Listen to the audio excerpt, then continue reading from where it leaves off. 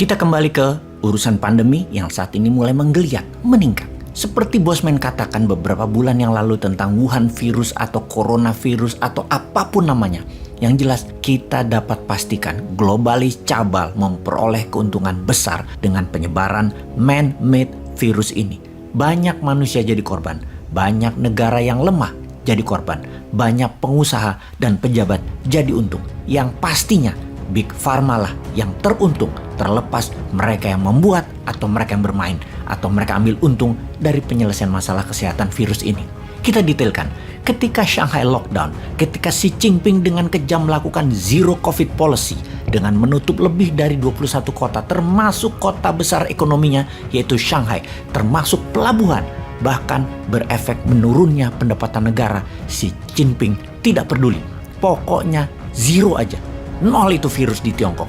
Ini adalah sebuah kegilaan, namun ini adalah keputusan tegas pemimpin negara yang tahu sekali bagaimana mengurus negaranya di dalam negeri tanpa bantuan asing dan pendapat asing. Dunia menghujat kebijakan zero covid policy tersebut. Hak asasi manusia ala barat terutama yang menghujatnya. Sahabat, kok tumben Bosman memuji Xi Jinping? Nah, kalau mereka yang mengikuti video narasi Bosman sudah paham, Bosman itu pro kebijakan dalam negeri Tiongkok, tetapi anti sama kebijakan luar negeri Tiongkok, terutama masalah pembiayaan dengan hutang. Kita kembali ke topik.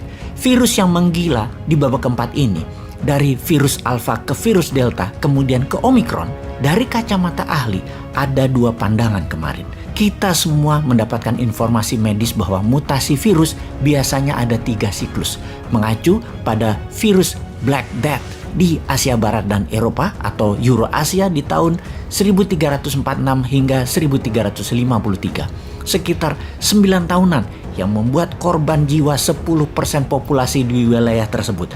Memapar sepertiga manusia di wilayah tersebut di zaman tersebut. Di wilayah Eropa, Asia Barat, dan Utara Afrika. Kemudian ada Spanish flu tahun 1918 hingga 1920 memapar sepertiga penduduk dunia dan menewaskan hampir 50 juta jiwa. Ketika di tahun 2019 November awal Corona Alpha, maka diperkirakan akan ada 3 siklus, Alpha, Delta, dan yang tertinggi kemudian Omicron. Itu pandangan pertama dengan kesimpulan harusnya virusnya saat ini sudah siklus terakhir dan selesai.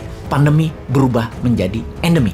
Yang jadi pertanyaan adalah ketika Omicron terjadi, maka banyak yang bertanya, terutama tenaga medis, baik dokter, perawat, dan dunia farmasi obat-obatan yang merawat Omicron dengan metode Delta ternyata tidak terlalu efektif dan mengubah formula kesehatannya baru bisa teratasi Omicron tersebut. Artinya apa? Begini disederhanakan, obatnya Alpha dan Delta beda dengan obatnya Omicron. Maka ada pertanyaan bagi yang memiliki pandangan beda dengan pandangan pertama yang mengatakan Omicron mutasi terakhir. Di mana pandangan kedua adalah jangan-jangan Omicron adalah Alpha. Nanti ada gelombang berikutnya Delta Omicron atau apalah namanya, siklus mutasi Omicron Alpha. Ya, mana kita tahu, kita bukan saintis. Kita juga bukan ahli biologi virus, tapi kita punya common sense aja, akal sehat, yang mungkin curious, ingin tahu lebih dalam. Untuk itu, ketika cara penanganan Tiongkok dalam 3 bulan ini sangat kejam, melakukan lockdown di mana-mana, maka kita kritis bertanya,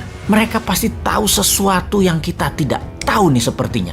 Di dalam video narasi Bosman beberapa bulan yang lalu sudah mengatakan, karena Bosman dari awal sudah mengatakan Omicron adalah Alpha, alias cara pandangnya adalah 2 virus itu berbeda. Sedikit setidaknya, bukan sama. Kalau sama, Omicron terakhir mutasinya. Kalau beda, ambiar itu dunia. Kita harus siap, itulah pernyataan yang berkali-kali diucapkan. Dan strategi bernegaranya apa? Meninggikan imunitas itu wajib dan keharusan. Kita lanjut dulu kemungkinannya. Dan kita harus melihat dari kemungkinan terburuk. Setelah kita melihat kemungkinan terburuk, lalu kita bertanya dan kita mencari solusinya apa. Ketika kita menemukan solusinya, kita bisa menjadi yang terdepan, kita bisa menjadi yang terunggul. Itulah tujuan informasi ini disebarkan. Kita harus menjadi yang terunggul, jangan jadi korban terus. Jangan sampai ambiar bernegaranya, jangan sampai konflik rakyatnya, jangan sampai miskin dan berhutang negaranya, dan jangan sampai tidak berdaulat negaranya karena tidak punya strategi mengantisipasi masalah ini. Kita melihat yang terburuk dulu, mudah-mudahan salah dan tidak terjadi. Tetapi kalau terjadi, apa solusinya? Kita lanjutkan. Secara teknis, virus bermutasi, maka cangkangnya ya manusia juga. Dia berada dalam tubuh manusia dalam masa kira-kira 6 sampai 9 bulan, masa siklusnya. Kemudian bermutasi. Jadi kalau dari Omicron di Tiongkok, mengapa 3 bulan yang lalu atau bulan Maret di lockdown? Karena 6 sampai 9 bulan sebelumnya, gelombang ketiga terjadi duluan di Tiongkok. Gelombang ketiga di India, Amerika, dan Eropa jadi 3 bulan setelah Tiongkok tersebut. Dan ingat, Tiongkok selalu duluan.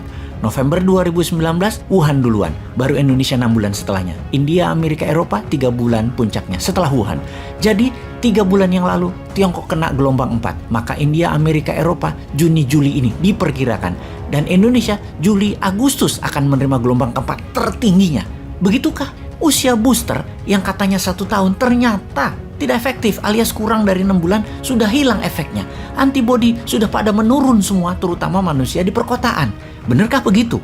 Kita lanjutkan pertanyaan kita. Kalau benar ini gelombang keempat adalah mutasi alfa 2-nya Omicron, maka untuk menggenapi siklus 3 kalinya, apakah akan ada mutasi delta menjadi gelombang kelima dan mutasi delta Omicron menjadi gelombang ke-6 yang terakhir? Sekarang baru akan masuk gelombang keempat gitu. Begitukah? Mohon penjelasannya wahai pejabat dan ahlinya. Ini pertanyaan-pertanyaan yang ada di benak kami. Benak saya sih, manusia bodoh yang aku pintar ini. Dan apa solusi yang harus kita melihat hal itu? Apapun masalah yang terjadi, ini adalah peluang. Mohon penjelasan. Kalau nggak ada, mohon lengser di tahun 2024 ya. Termasuk yang semodel cara bernegaranya. Ora usah ikut tanding. Lah sama aja kelolaannya. Begitu kan? Sontoloyo bener nih bosman. Jancuk kon bosman.